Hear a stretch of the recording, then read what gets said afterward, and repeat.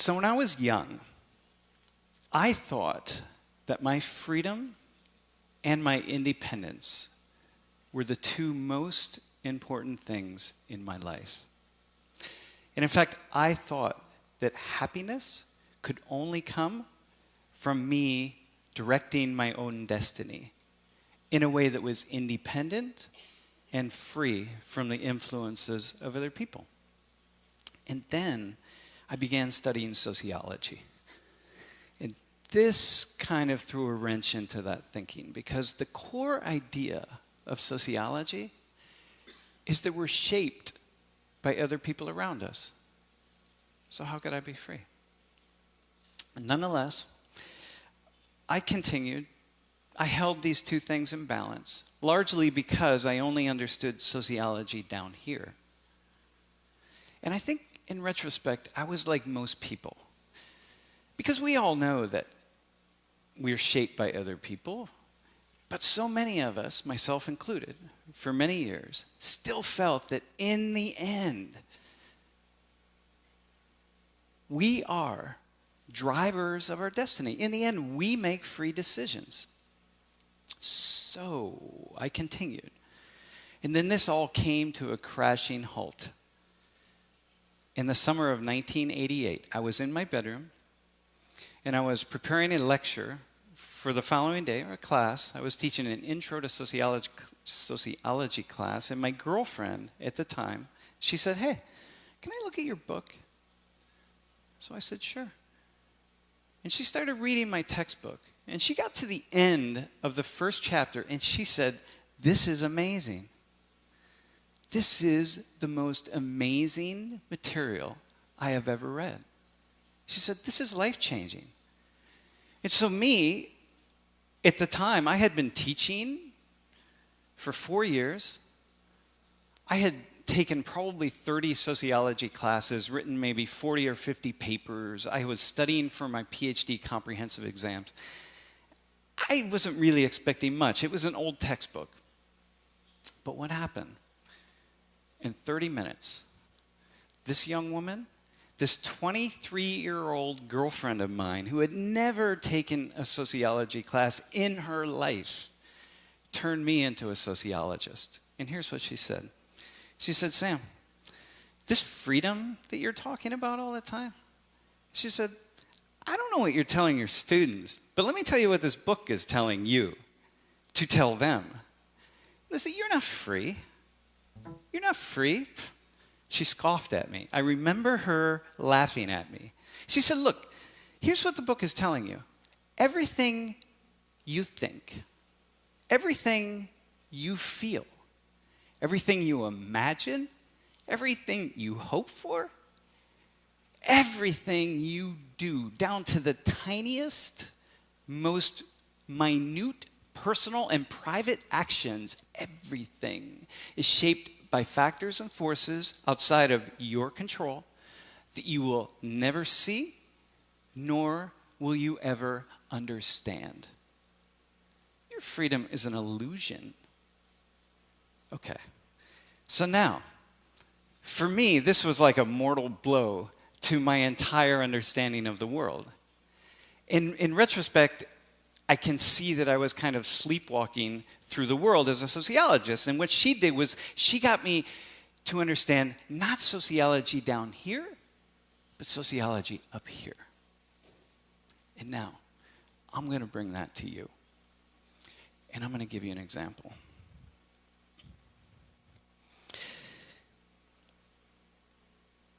So imagine that I'm alone in my room.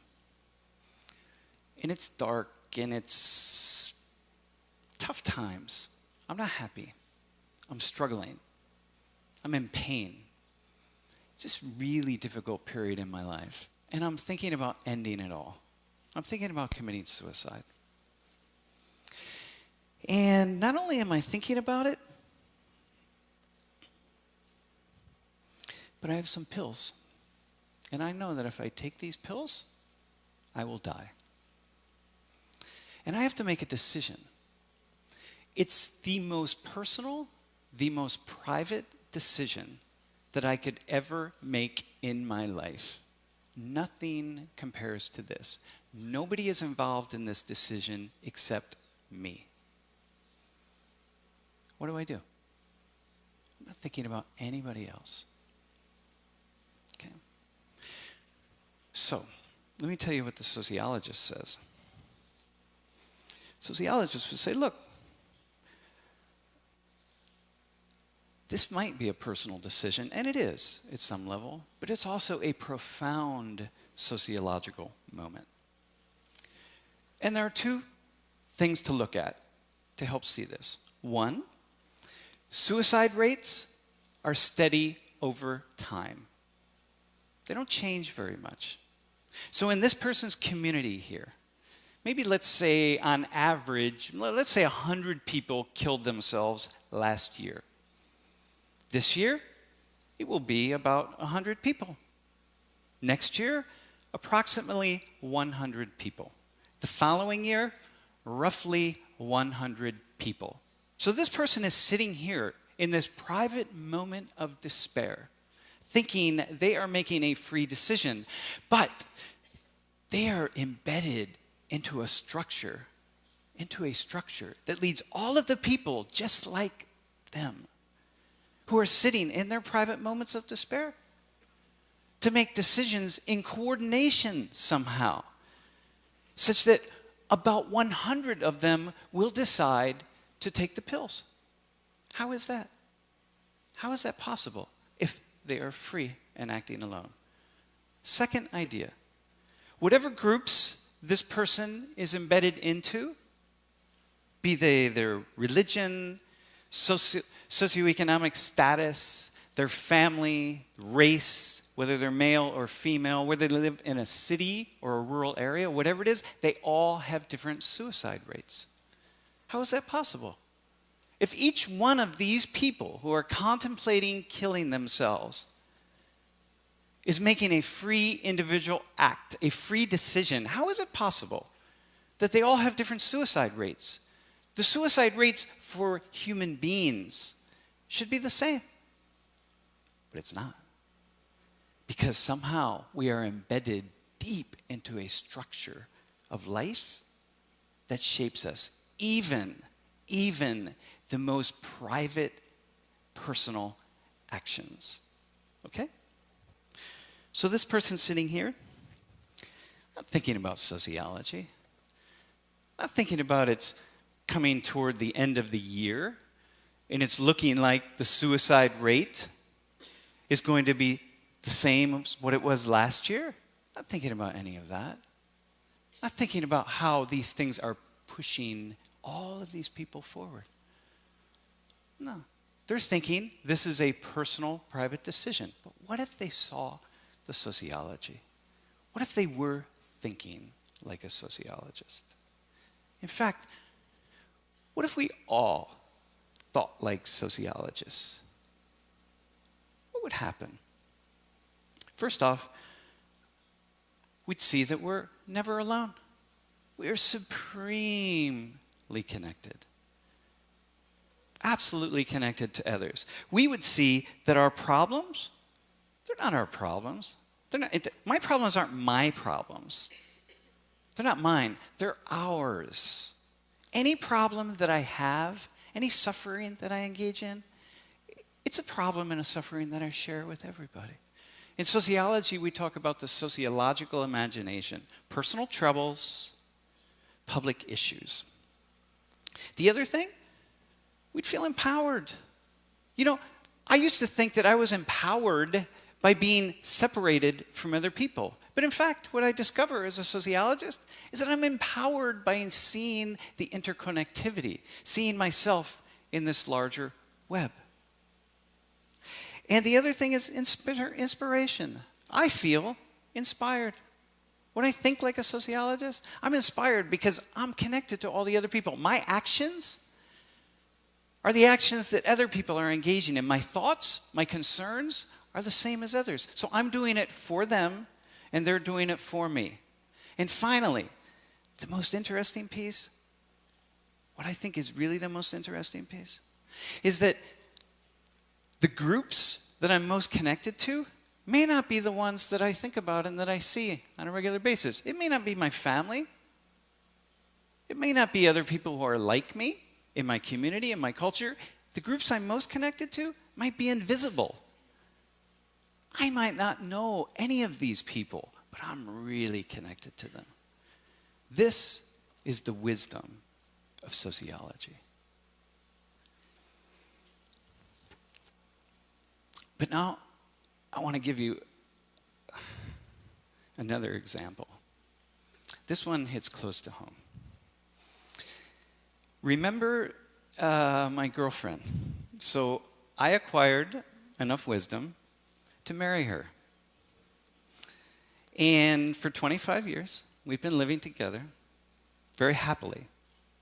We love each other dearly. We work together. We play together. It's a wonderful marriage. And 5 years ago, she went through a rite of passage.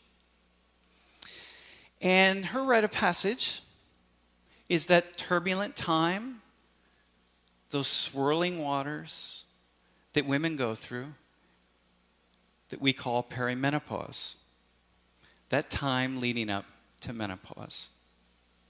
Lots of pain, lots of suffering, lots of struggle. And we went into it together. And here, this marriage, this love, and suddenly we're questioning, saying, what's going on? And the struggle. It's like, and we're in our quiet times together. We're alone. And we're looking at each other. And we're saying, how can this be? We've worked so hard. Like, what's happening? And always, we apply sociological wisdom. And here's what we see. We're not alone. We're members of an invisible tribe. And the invisible tribe is all of the people, all the women, all the couples that are going through this, just like us. We don't see them, but we're members. We're a big community. And suddenly we reach out, and we're part of this global web. And so we imagine ourselves in those times, those difficult times, we imagine ourselves holding hands with all of these people all around the world who are going through what we're going through. And here we are in our private time together, but we're not. We're holding hands. We're connected to life. And when we're connected to life, we feel powerful. We feel like, yes, we can do this. Other people need us to do it, and we need them to do it. This is so much bigger than we are. It's beautiful. And so, the wisdom of sociology.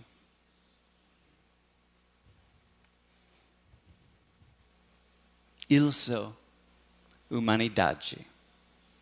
I, always, I am humanity. Somos humanidade. We are humanity.